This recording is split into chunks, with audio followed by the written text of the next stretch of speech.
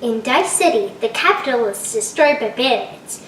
You and the other players are trying to build the most valuable city so that yours will be named the new capital. In reality, you're rolling dice and placing them on your player board and collecting the resources shown. You'll spend those on powerful buildings that can help you grow and gain resources even quicker. Take your board, dice, and reference cards. Sort the bandits and trade ships and the regular army in the mine, lumber mill, and quarry piles. Keep these and the tokens nearby. You'll roll and place the dice accordingly. On your turn, remove the dice and gather the resources. You can resolve dice in the order of your choice, which is the key to doing well. You can only store one of each resource. If something looks like it would go to waste, it's smarter to pass or spend dice to move others. Most of the time, you will be spending your resources to upgrade your city by buying these cards in the middle. Some of the cards just give VP, and some can give you double the resources, replacing the basic spots on the board. After a while, you will have a nice little engine built. You'll be generating lots of resources and points every turn. If you choose, you can end the game by filling 2 rows.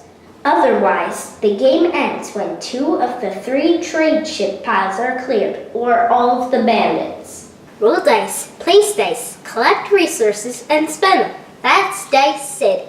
Dice City takes around 90 minutes, including setup and takedown.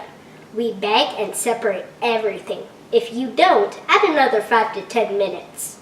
Also, that 90 minutes is because we usually keep going after completing 2 rows. If you play Dice City as a race, games will probably last 45 minutes. You can play solo or with up to 4 players. I haven't played solo, but we have played at the other counts.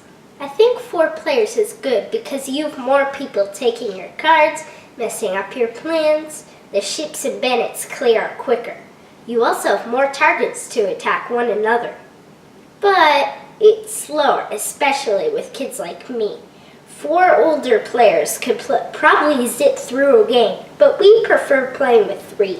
The player boards are really tall, and there are a lot of tokens and card piles. Dice City takes up more space than you'd think. I wouldn't be surprised if this is better on square and round tables than rectangles.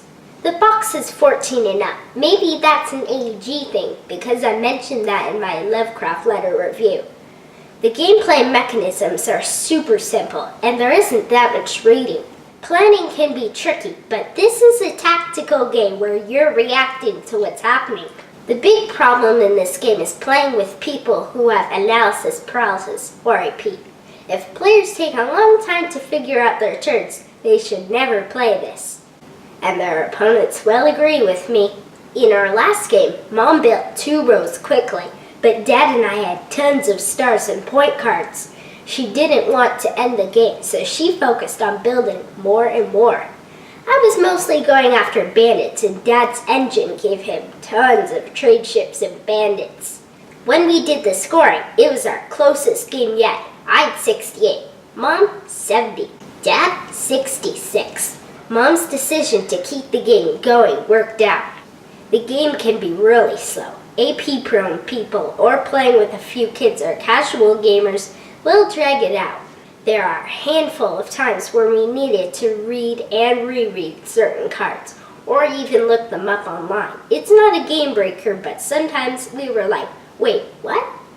If you like a lot of interaction, look elsewhere. There is a bit of take that, but for the most part, you're just focused on your own thing.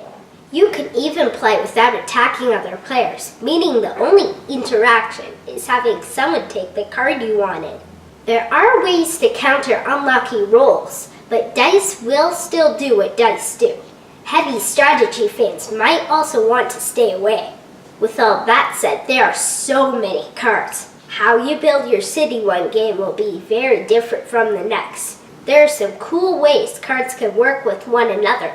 Some can be deactivated to give you bonuses, and some can stack and really build engines for you.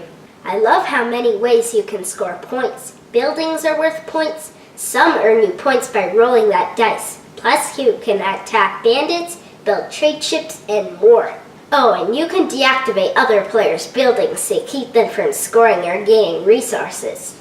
I said before there is a lot of luck, but you can make the dice work for you most of the time. You can spend dice to move others or pass and get tokens that you can cash in later, and so on. There are multiple ways to end the game. Because tokens, bandits, and trade chips are kept upside down, you never know how many points other players have. Should you race to build those 2 rows? The other player is more VP stars, but what if they're only the 1 VP ones? Maybe I'll instead focus on ending the game by clearing bandits. This is great because you might think you have no hope of winning, but you actually might be in the lead. Dice City has some problems, but the problems are mostly tied to the players. I personally think it's a pretty good game. It does enough that I like to want to keep playing. Some would give this no thumbs, and I'd understand why. Some would give this 2, and I'd also understand why. As for me, 1 thumb.